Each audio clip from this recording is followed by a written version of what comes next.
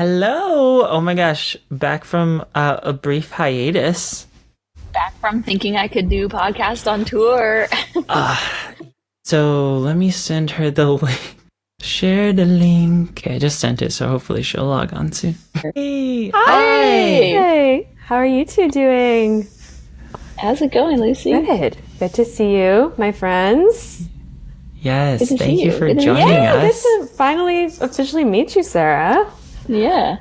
Good morning. Good Bright and morning. early Good for you. Good afternoon. Yeah, good afternoon. 12:16 for me. Yeah, same here. Sarah, how was your Yes. tour? It was crazy. We were pretty nonstop for 5 weeks, and shows were good. Yeah.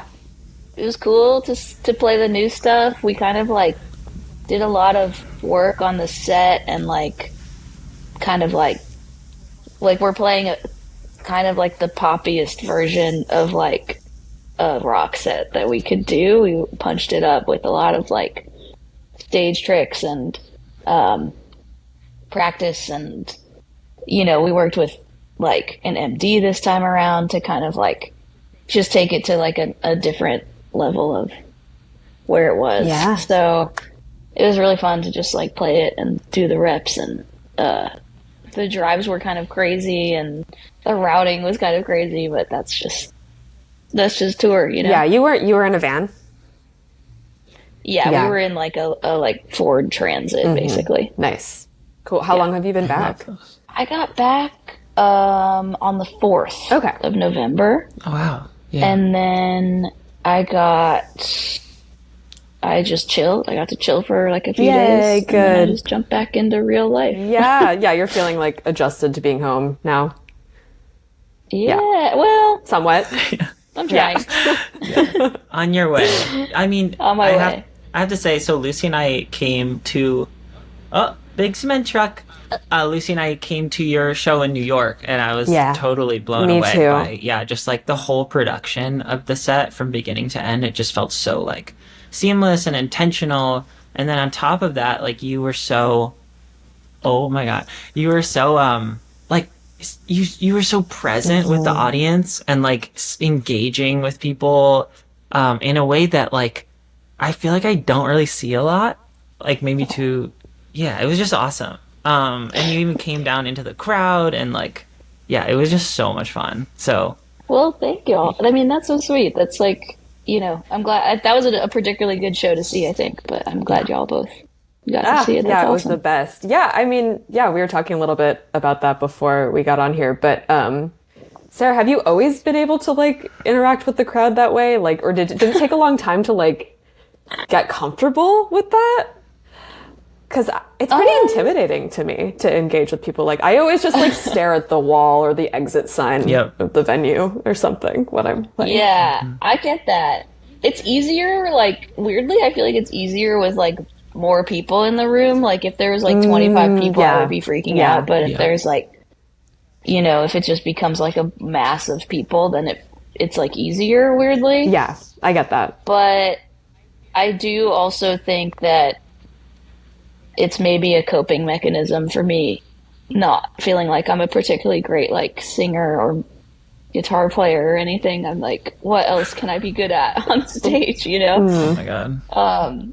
But yeah, I don't know. I've always sort of like come to doing live music as like people are paying Yeah. to see a show, and like, I do always admire like artists that can just go up there and play their songs, and like that is like a compelling thing. But I don't know. I think I just, whether it's like insecurity actually weirdly or something else, I feel like I have to like add some bells and whistles. Well, no, I think that should go for anyone really, because it's like, if you just want to listen to the song, you can just listen to the recording.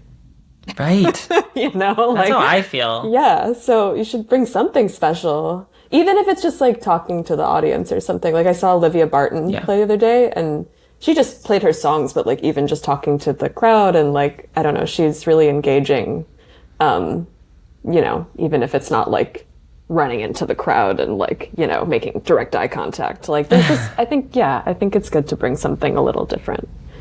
when you perform. Yeah, Yeah. yeah. I was just gonna People say it want to makes see personality, Yeah, you know? yeah. Like they want to see the human part of making music when they see it live, Yeah. right? I like when each show feels like it's like singular event. Like this exact night will not happen again, even though you know we're touring and we're playing this actual same set for several other people. Yeah. I love when things happen that punctuate the set, that kind of like signify it as like this is only happening right now Yeah. and tonight, and it's special. Allie, I want to hear. I gotta Oh, say, sorry. Go ahead. go ahead, Lucy. Oh, I was just gonna say, Allie, your show. Pivoting a little bit, I want to hear about your show at Mercury the other night that I couldn't make. Yeah, it was amazing. I got the chance to open up for Caroline Kingsbury, which is a friend Awesome. I actually met at Belmont, so we've known each other now for like 11 years.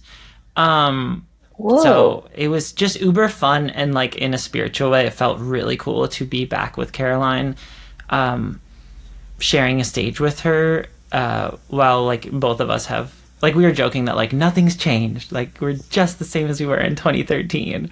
Like no, like we've gone through, total transformations, I think, for both of us, like totally coming out of the closet and shit. So it was really fun, and she's such a great performer. It was like the crowd was amazing. Yeah, it was so much fun. I think I texted y'all about it, but I was like very inspired by Sarah's performance at the Bowery Ballroom. And so that was my personal goal, was to like actually try and interact with people and like not just stare at the back of the room and like play the song. Yeah. So I think it went well. Thanks for asking. It looked amazing. I'm so glad it went well. Me too. Yeah. But Lucy, you're our guest today, so it's our turn to ask you questions. Yeah. Yay. And so our focus track is, oh my God, Thicker Than Blood. Yeah, sorry. So I have a couple questions, but Sarah, do you want to like start? Well, congrats on the album that just thank came you. out like not that long ago. Yeah, it's been Right? like 5 weeks or something. Yeah. Pretty recent. That's awesome. Yeah. It's so interesting, like, putting out an album is like you've probably had these songs, some of these songs probably with you for years, potentially, and, you like spend all this time making them, recording them, listening to them, and like, then you like put the whole thing out and it's just like, like no one, it's not like people come pop champagne on your doorstep or anything. Like it's just kind of like out. Yeah. So how's it living with this album in the world? It's been good. So right now I am between apartments in New York. I'm like looking for a new place to live. And so I'm staying with my mom in Long Island. So I'm kind of on like a bit of a writer's retreat right now. So I'm like writing the new album. Because as you said, That's Sarah, awesome. like it's how it goes. Like, the record has been done for a year and like the songs are older than that, of course. And, so like mentally I'm in such a different place. I am just someone who like needs constant movement and like, I'm always on to the next thing. But I think that's also like, I don't know, part of being an artist and like keeps me engaged and happy and motivated in the world. But yeah, it's been good to have the album out. I also something about this album is that like, now that everything is like singles culture, I started putting out singles in like February, I think. So like it's been slowly like trickling out throughout the year. So in a way it was sort of like the whole year was about releasing the album. So there were like 4 new songs that came out in October. And then we got to have the show, which was like so beautiful and fun. Yeah, it was. But yeah, it's sort of, but I kind of liked the slow release because then I could figure out like, making visuals for every song and like, every song got its like little moment. And so Thicker Than Blood came out in like April, I think. So I've been sitting with it for a while. Wow. But yeah, it's felt good. I think that like more and more I hear from people about how much they liked it. And like, everywhere I go in the city now, someone comes up to me and says that they love it. And like, it's sort of, I think in the internet age, like things get around in a way that you would not expect. Like sometimes it's like, oh, no one listened. And then all like, you'd be surprised how it reaches people. It's kind of amazing. But yeah, I'm happy. I'm like just excited to keep making stuff. I just love making things. And yeah, it felt good. That's awesome. Yeah. Would you tell us a little bit about the recording process of this? I know you Yeah. did it with some of it with Sam, Yes. or all of it Yeah, with did Sam. all of it with Sam. Sam and I co-produced the whole record. Sam Skinner. Yeah, this one, I think we went up to Outlier Inn in what is that town called? Ooh, it's upstate somewhere. It was like the first time we worked in like a proper studio. And typically the way that we like, cause the last record we like rented an Airbnb in Vermont and we just like tracked it all really quickly, like very DIY. I mean, Sam is like such a skilled producer and engineer that in some ways it feels like, oh, we didn't just like, I had this like amazing, incredible producer who's like worked on amazing records before like doing it. So it didn't feel that DIY in a sense, but, yeah, so this was the first time we worked in a proper studio, and for Sam too, because a lot of Pine Grove records have also been made in houses. But yeah, we like tracked it all live, that song, I think. I mean, not the vocal. We did like a few overdubs, but mostly we just did it all in the studio really quickly. Well, Yeah. Yeah, that's so cool. I didn't know Yeah. that. But it makes did sense. you have like pre-production happening with Sam, or were you just rehearsing with the band? Or? Yeah, we just rehearsed with the band for this one. It was pretty straightforward. I mean, yeah, this song is like one of the most straightforward songs on the record. A lot, like there wasn't that much experimentation. We just kind of like went for it, which was important because there's so many songs on the record that were so laborious to make, like so much like experimenting and trying new things because there's a lot of pop on this record too. And this is like one of the, I think melodically it's pretty pop, but like the production is more like, I don't know, aughts rock, yeahs kind of. That's what I was pulling from for that song. But yeah. Totally. Lucy, real quick, Well- you might want to make sure your microphone is like away from your hair because I think it's rustling with your beautiful, beautiful hair, which I'm always like, you know, like. No, that's good. Yeah. Thank you for telling me that. Yeah. Yeah. Thank you. Sorry, Sarah, I didn't mean to cut you off. No, not at all. I guess I was just curious, like, who are your influences? Because there was like a lot of.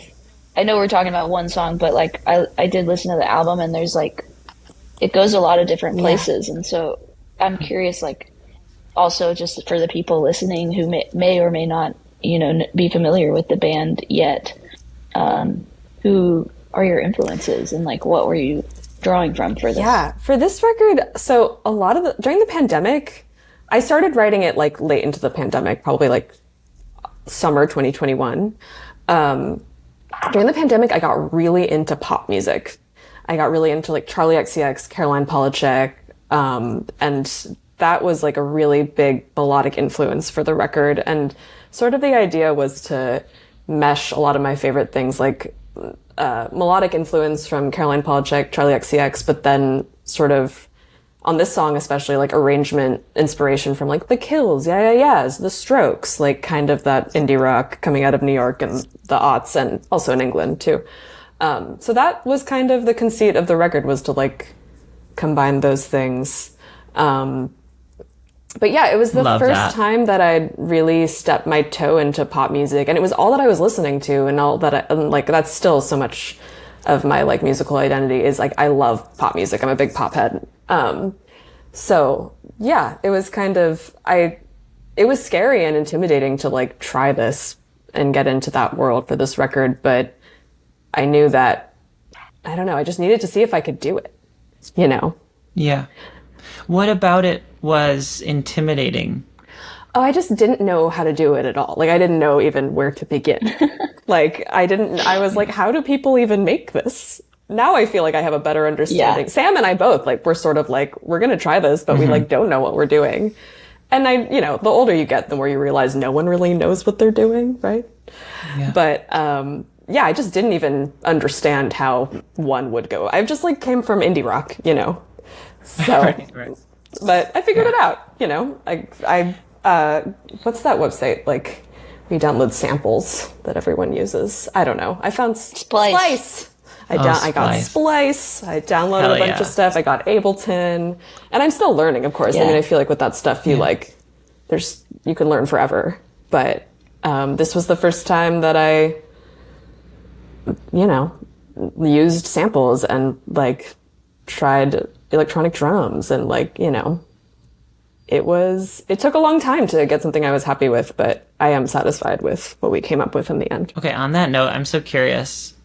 The use of samples, like I know for Marble, which is a single, that one like sounds like it obviously has some samples and it's like one of the most pop tracks. It's such a cool track.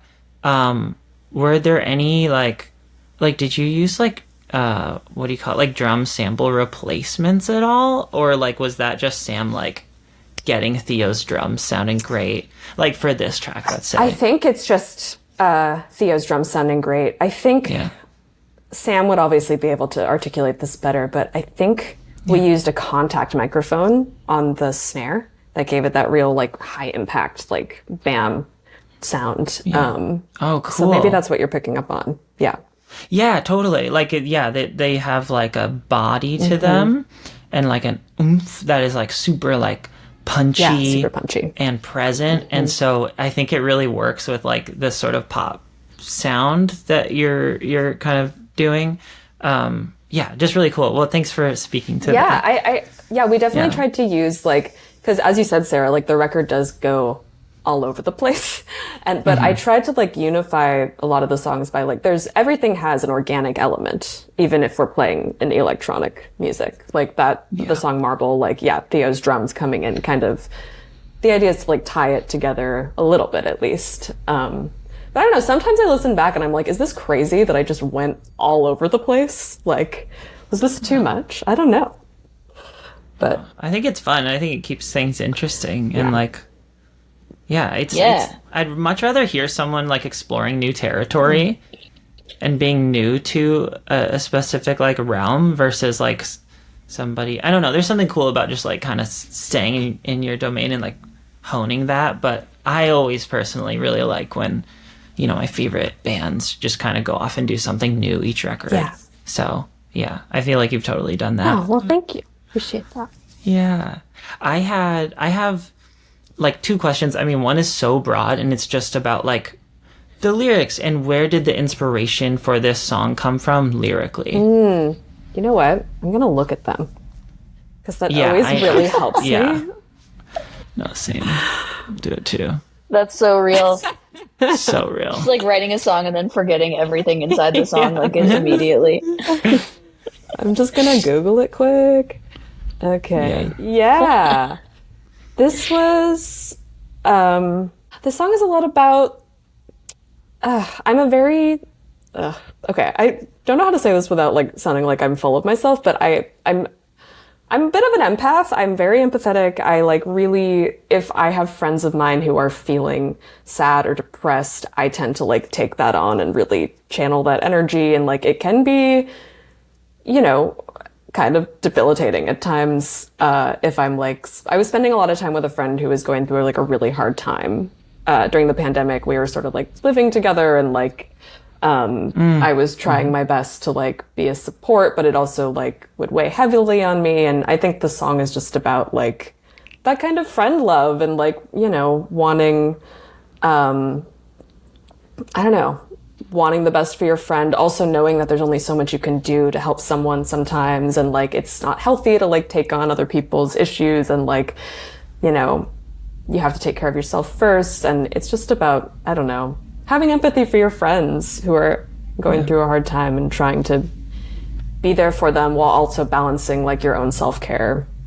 I think that's kind of, I'm trying not to end every thought with, yeah. Well, I had like a thought on I guess like I had a little bit of a different read on the lyrics, but so it's cool to hear like what it actually is, and obviously like that's a fun and crazy thing about putting out music and sharing I would love it. to hear your Like it interpretation. just kind of, I mean, I don't think that the interpretation is right now hearing what you're talking about it, nor does it super matter, but I guess the it's like your own. It's your own. Well, the interesting piece though is I that works in both sort of realms is like there's like there's a bit of like releasing of self-consciousness in this song, like in like a Ramones way, where it's just like I'm just gonna say like do what this song is about, you know? And like that was I thought was really compelling to me, and I'm curious sort of like what mindset or like how you practice writing to like get to that point, because I think like, you know, Allie and I both I think are people who put as much icing on the cake as possible, so it's like Yes. you could be, it could be about anything, but it's Yeah. like there's a lot more mystery or something, and like and I feel like what's great about Ramones, what's great about pop, and like and yeah yeah yeahs too, is like they just like they just say a thing, and like that's what the song is, you know, and it's like Like straightforward. there's no like putting a mustache and glasses on, you know. Yeah, yeah. So I'm curious, like, what is your like tips for writing from that place? Oh, I think it took me a long time to be as truthful as possible in songs. And I still kind of struggle with that. I think you just have to like get to that place, like say the truest things you know. That's this like that Hemingway quote that's just like, you know, just write down the truest. I'm going to butcher this quote, but it's just about like, if you're having trouble writing, just write down like the truest sentence you know. Just admit that you're gay. Yeah. Hemingway. It's my advice back to Hemingway. Yeah. I was just going to Yeah. say that next. Yeah. Yeah, I think I just try to like, it's not always a fun process. You know, sometimes I like, especially during the pandemic, I was, yeah, like living with friends, and like I would be writing during the day, and I would like just try to get to like the core of what I felt and this like darkness, and like really be honest with myself. And sometimes it wasn't always it wasn't always easy to confront that. And then I would like go out and see my friends and be like, oh, I just like, you know, was in this dark, Yeah. deep place. And then I'm like, oh God, friends, good. I'm glad that I'm not there anymore. Cause it's sometimes hard to be there all the time, you know, to confront like the hardest parts of your life and your most difficult emotions. But Yeah, you can't keep that like on the surface at all No, times. no. That would be a hectic, like chaotic life. yeah. So I just try to be as honest with myself as possible, and that's still hard. It just like takes time. But I think sometimes if I like write something and it almost makes me cry, then it goes in the song. That can be like a good test. Not for every song, you know, it depends. But for this song specifically, it was like, I was just trying to be as honest as possible about how I felt and as vulnerable as possible. And I think that's always the stuff that connects, because it might feel so revealing, but it's definitely more universal than you realize. Like, Yeah. Are there any practices that or like rituals that you have that kind of help you get into that headspace of like accessing deeper than surface level emotions? Like what's kind of like further down? yeah, one thing that I really notice, I wish that I could be, Ali, I feel like we've talked about this before. Like, I wish I could be an artist who, like, when I'm in, like, the depths of, you know, depression or, like, going through a breakup or something difficult in my life, that I could just have this, like, cathartic writing session where I get it all out and it's, like, healing in the moment. But I really need to access those hard emotions, I need to be feeling pretty good already. Is something that I've recognized, because otherwise it becomes like too difficult. Yeah, and that I can relate. Yeah. I mean, like I feel like if you're, at least for me, when I'm like capital D depressed, like that's a point where it's so hard to even like get out of bed. Yeah, can't do anything. So I'm certainly not like able to be articulate enough usually, you know. Yeah, or it can So, just be like yeah, that so resonates. overwhelming already. Yeah. You know, so I usually, it's honestly like my process is just like self-care. I try to sleep a lot. I try to exercise. I try to meditate. And then I just like Hell yeah. try to, you know, I'll do things like set a timer for 5 minutes and just write and write and write and see what comes out. Something that I do like to do is pretend that I'm writing a letter to the person that the song is about. I think SZA said that she'd like write something as if the person was going to die tomorrow, all the things you would want to say. Like I try to, Whoa. yeah, it's a helpful exercise to be like, love that. yeah, just if you know, without any inhibitions, like, what would I say? That's also making me think of like John Mulaney's like 2016, you know, bit about like every song is about like tonight and we only have tonight, Yeah. like 2010s. But no, that's a really cool exercise. I would love to like I don't think I've ever given myself like exercises Yeah. for writing, really. I don't think. Yeah. What about you, Sarah? Do you ever do that? Exercises? Yeah. You know, I've gotten worse and worse at exercises. I think like I think that they're so useful, and I kind of forget to like draw on that because it definitely does actually work, Yeah. you know? And I've done a lot of like, if I'm stuck, I try and just like completely rip a song off, you know? Yeah. And like just be like, okay, Yeah. I'm just gonna literally try and make this Jackson Brown song, Yeah. you know? And Yeah. like actually literally rip it off, you know? Yeah. And like, but the thing is if you're like doing that, but you're also at the same time trying to, you know, I'm not trying to make a sound alike. I'm just like saying like, what chords is he using? I'm going to take all of Yeah. them Yep. or change I one, love doing that. Yeah. you know? Yep. Yeah. me and too. that like naturally you just end up somewhere else. And Totally. I feel like then like there's songs of mine where if I listen back, I'm like, I can hear like every Lego brick and like what I'm like, oh, like I stole this. But altogether, I think like it doesn't necessarily come off that way. No. Just because there's like enough infusion of our own psyche or personality or like or just what even we're capable of doing. Like, you know, if I'm like trying to find, like, I remember like trying to steal this like Death Grips song, and I was trying to figure out how they did something, and I just like I wasn't getting anywhere close enough, you know. Yeah. But did But you I made keep something it? that sounded cool. What? Okay, yeah. I was just asking, yeah, like did you end up keeping whatever your attempt was? Like Yeah, like yeah. and it's interesting in that like I'm like, okay, like how did they do this? And like and I'm trying to literally recreate a sound, but like I can't or I couldn't figure it out, and then What kind of the sound? sound that results is like still kind of cool, you know? Yeah. What kind of sound was it?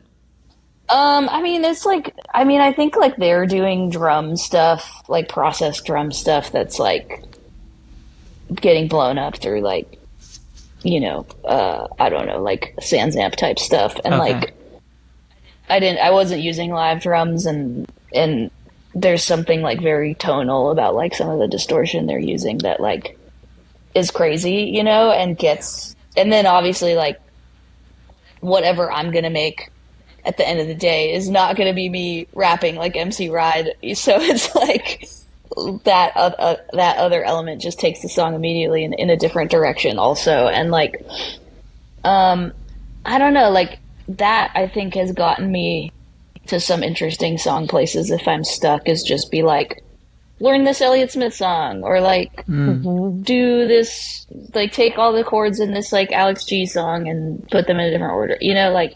So I guess there's like little kind of like jungle gym type obstacle courses that I've figured out that like kind of work, but like doing like an exercise like that really does like kind of put lyrics into the like forefront, which is like gets to be a sticky place, I think sometimes. If you're I don't know, like if you're like today and my brain just isn't making words that make sense even in conversation. Same. You know? So I don't know. I like the free write thing. I think that kind of always begets something interesting. Yeah. Switching gears a little bit, I have a question just about the infamous riff associated with this song that happens like twice throughout the set, and like the song like slows down for it, which is so fucking cool. I remember the first time I heard this song was at Union Pool in New York City. I was watching y'all play it live, and just the way, like, I was not prepared for that. The slowdown or the riff? Yeah. Both. I mean, they're like linked, but Yeah. I was listening, I was like rocking out, like enjoying it, and then that happened, and I was like, oh! And you like look at people in the crowd, like, all right, like, holy shit, like mutual appreciation. So cool. And I was just wondering, like, do you remember? I know like Sam Skinner usually plays that riff, but like, do you remember what the origins of that were, or how that came to be like implemented into your song, into your lyricism? Yeah. So I wrote the verse and the chorus in like 2020. Like, I don't even know if the first record was done yet. And then I think in 2022 we were rehearsing for tour. We did 6 weeks with Pine Grove in 2022, and I had this song, but I was like, it needs some third part. It needs like a part C. And we were like going to rehearsal in like 20 minutes, and I was like, I want to have new songs to play on tour. Like, I want to finish this song. It needs a part C. So I just like spent 5 minutes writing it, the riff, before rehearsal. And I was like, it's fine. I don't know. I'm sort of like doing like a Nick Zinner thing, whatever. Like, let's see how this, or Jamie Hintz, whatever. Let's see how this works in the song. And Don't know who those people are. Guitarist of Yeah Yeah Yeahs and guitarist of The Kills. Okay, Yeah. great. Thank you. And I get to rehearsal, and I just like am practicing playing it. And Margot, my bassist, was like, "What is that? What is that?" And I was like, "Oh, this? Oh, okay." And I was like, "Oh, I guess it's good."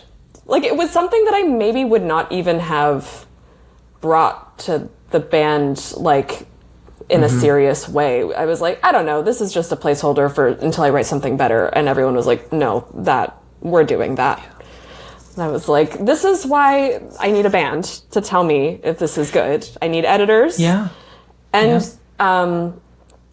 they're all, Sam, Theo, and Margot are all just like incredible arrangers. And I don't know, I think they deserve so much credit for like the live band arrangement being good, not only because they're incredible musicians, but because they're great like arrangers. And the slowdown was definitely like a Sam Skinner or Theo Munger idea.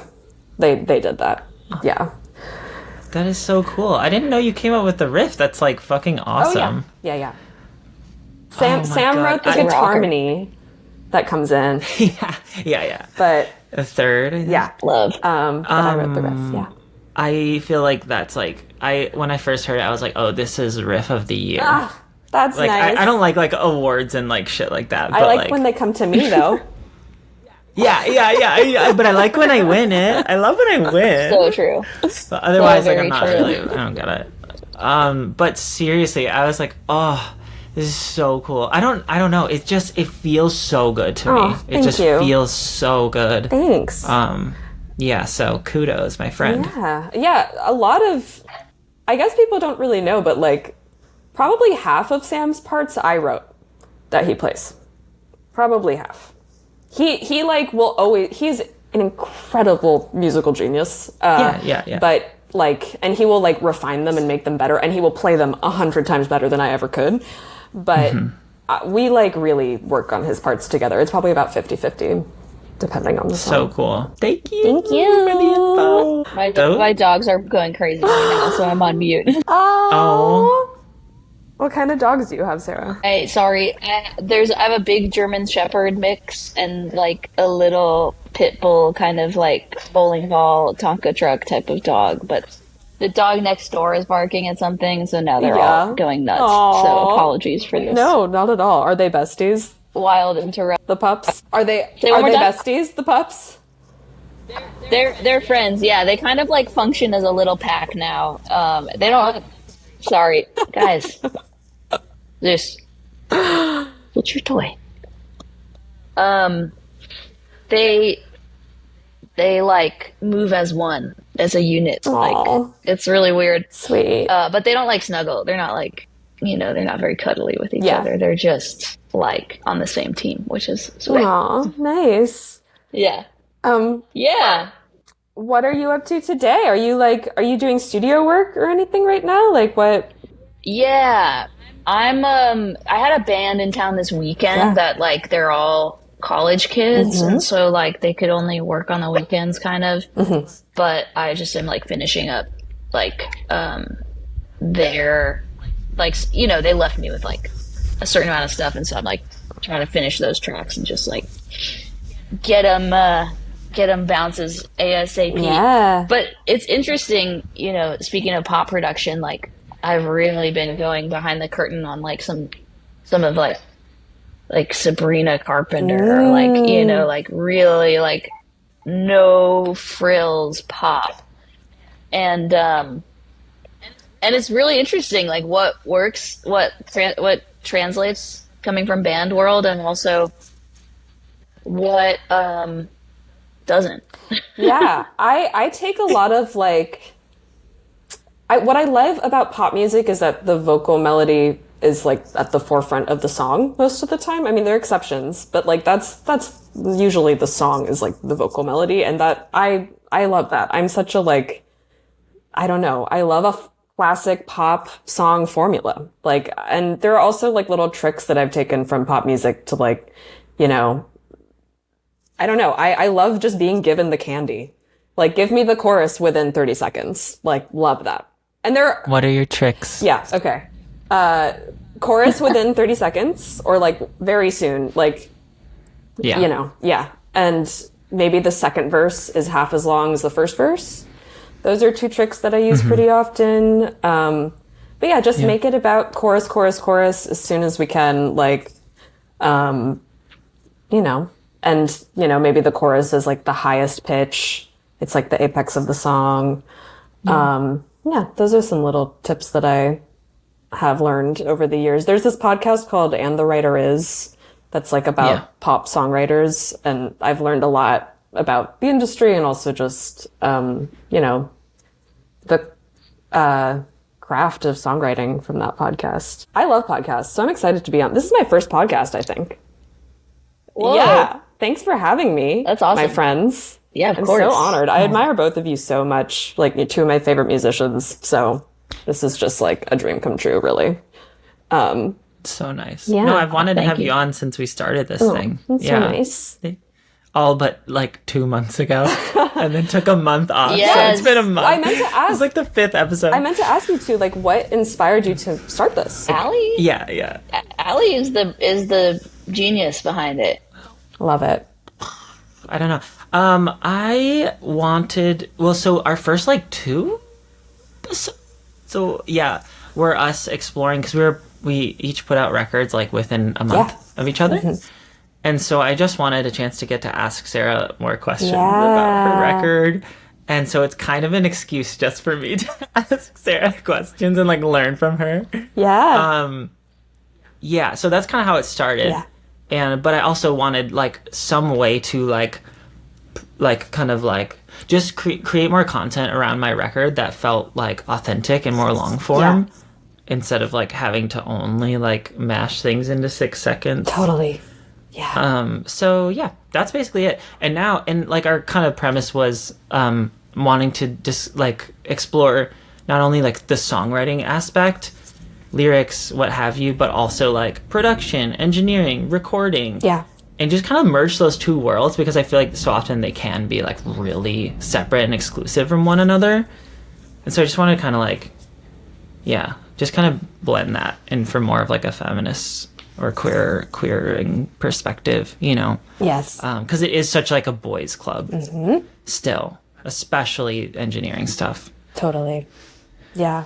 True. Yeah. Love that. So but and then pretty quickly we're like, wait, like it would be so much cooler to have our friends on who are like total badasses and just like hear from them. And so I really appreciate you coming on. Oh my God. Of course. Truly an honor. Then we get to bug people we get to learn everybody else's tricks and like, Oh, yes. I love that stuff. you're like, what are you doing? Yeah. You know? I love that. It's so fun. Yeah. I also just like love to chat.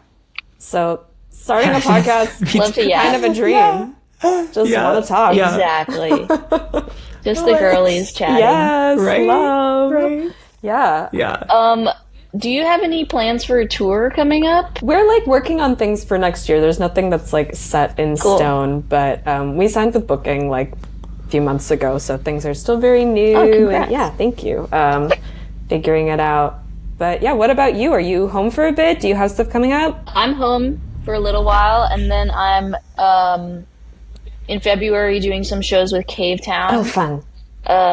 And then also just sort of putting together the spring right now and figuring out. I'd love to be on the road as much as possible for next year. Like, I just really want to give this album like the full grind. You know, like I think it's really easy, like with how fast stuff moves on streaming, to like feel like 3 months after an album comes out, be like, well, I guess that's it. You know. But I do think like there are so many reasons to kind of like still get to the grindstone with it, and like I've been really inspired by like this whole Chapel Roan story of like her putting a record out and then just like grinding for 18 months, and like it paid off, you know. And like it took a while for that music to catch up with everyone, and I think like the heads knew, but also it like she really was like building a fan base, and like obviously in the midst of like having years of a career before that, but like, you know, I saw the like just it sort of go one to the next to the next to the next level in a way that felt like more organic than maybe we naturally seen like in that world.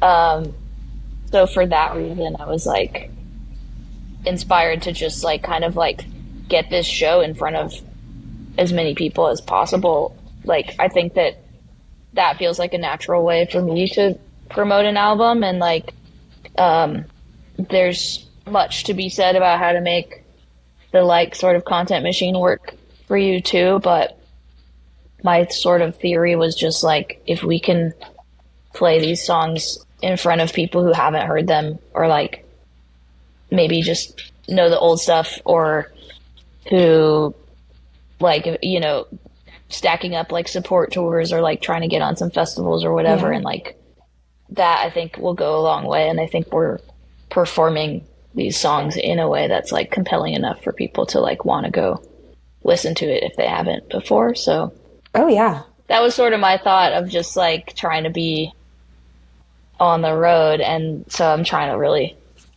make that happen next year. Yeah, I think that is one thing that is kind of exciting about the music industry now, is that like songs that have been out for a while can oh hello oh damn it, I missed it. I was too busy talking. The goldfish eye. Yeah. Like my biggest song had been out for like 2 years, and then it like just kind of went like Spotify algorithm, whatever. Like things can, you know, like with hard work and like, you know, you can promote things that have been out for years, or like, you know, it doesn't. And weirdly, like you're saying, like it kind of feels like it's almost more likely that a song that's like 6 years old or something would have a moment, weirdly. Like it feels like more likely that like something freak would happen with like an old record than something that I'm like currently promoting, almost, which is very bizarre. But yeah, I guess it's like, I think at least for my song, it just like took a second for the algorithm to get to know it, I guess. I guess part of it is like algorithms, which is a little, you know, disheartening. However, it can also lead to like cool things and people getting attention that maybe wouldn't have with the like typical label machine or music industry machine like 10 years ago, let's say. Like anything can happen now, which is kind of exciting. Yeah. Not to mention the fact that you can do a lot from, you know, the comforts of your own home with just like a laptop, especially if you're into pop. Like a laptop and a decent mic, and like you can basically make, you know, obviously there's like so much like talent and craft involved in making something that resonates with people, I guess, but it's like the Billie Eilish, like there's so many examples of like how that could work. It's so true. Yeah. I have to scoot to an orthodontist appointment. Get my retainers. They cracked. The top one cracked last week. Wait, Al, you still wear your retainer? To sleep. When did you Yeah. have braces? In 7th grade, so I'm so Wow. 7th and 8th grade. Are you on the Invisalign tip? Yeah. You have Invisalign That's now? awesome. No, I wear them at night. Just at night. But yes, I wear them at night. Okay. Whoa. Yeah, they're really comfortable. Yeah, I feel like I know everyone roasts me. Like I'm not roasting you. I'm impressed. no, like any like partners are like, are you seriously gonna like get up and like go put that in now? Like like having been laying down and it's you're like, gonna ruin it's this just a moment ritual. right now, or what? Right. Oh, Click. I wear a mouth guard. Did you know that? Oh, to for your teeth, like not to yeah, grind them? exactly. That's She's great. stressed out. That's Apparently, I don't know. Oh yes, I guess. I wake up every morning like And you're like, gritting my jaw.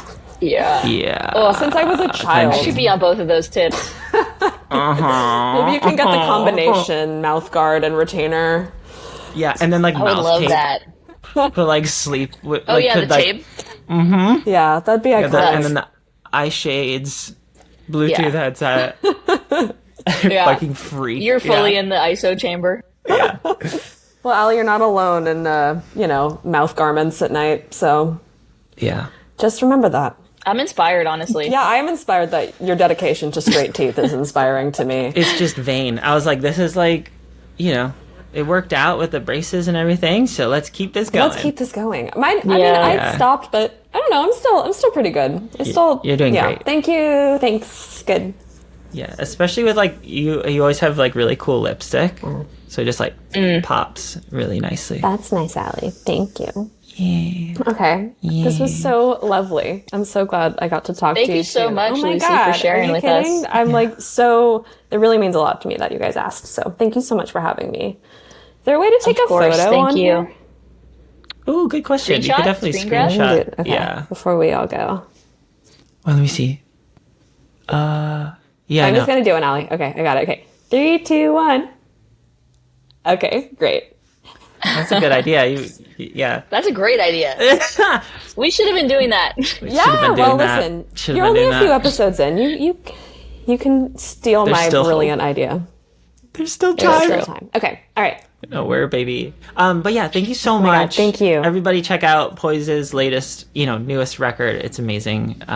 Thank you, So good. Lucie, for joining us. Thanks, you too. Bye bye. Thanks, Lucie. Let me know when you're in LA. I will. I absolutely will. Okay. Bye. Bye. Bye. Yay. Yay. Okay, I'm gonna end it.